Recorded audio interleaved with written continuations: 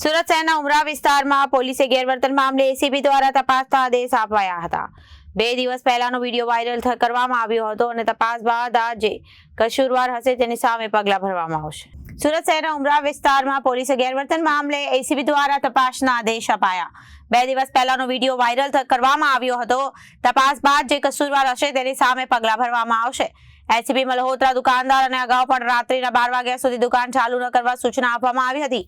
સ્થાનિક સોસાયટીઓમાંથી પોલીસને દુકાનો બંધ કરવા ફરિયાદીઓ આવતી હતી અને ચાલી લારી પાનના ગલ્લા બાબતે રજૂઆત કરવામાં આવી હતી।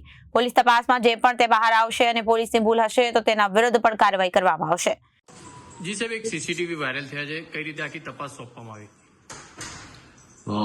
આ જે સીસીટીવી વાયરલ થયા છે એ બનાવ છે 18 તારીખનો છે અને આપ જોઈ શકો છો એમાં રાત્રે 12 વાગ્યા પછીનો સમય છે।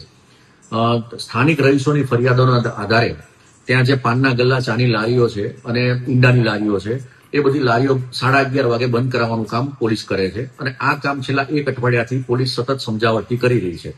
આપ વિડીયોમાં જોઈ રહ્યા છો કે જે દુકાનદાર છે એ રાત્રે 12 વાગ્યા પછી પણ દુકાન ચાલુ રાખે છે, છેલ્લા 7 દિવસથી સમજાવવા છતાં અને પોલીસ સાથે ઝીપાઝોડી કરતો દેખાઈ આવે છે, બરાબર। એટલે પોલીસે જે કામગીરી કરી છે એ પ્રજાના જાનમાલ માટે, એમની સલામતી માટે અને એમની સગવડતા માટે કરેલી છે।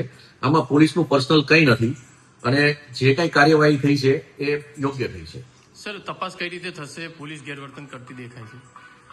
અમે એ બાબતે સીસીટીવી ફૂટેજ આખા ડીવીઆર મેળવી અને ચેક કરીશું અને એમાં પ્રાથમિક દ્રષ્ટિએ જ સીસીટીવીમાં દેખાય છે કે પોલીસ પહેલા રિક્વેસ્ટ કરે છે અને જો કઈ એમાં પોલીસની આવશે તો એમાં યોગ્ય કાર્યવાહી કરીશું।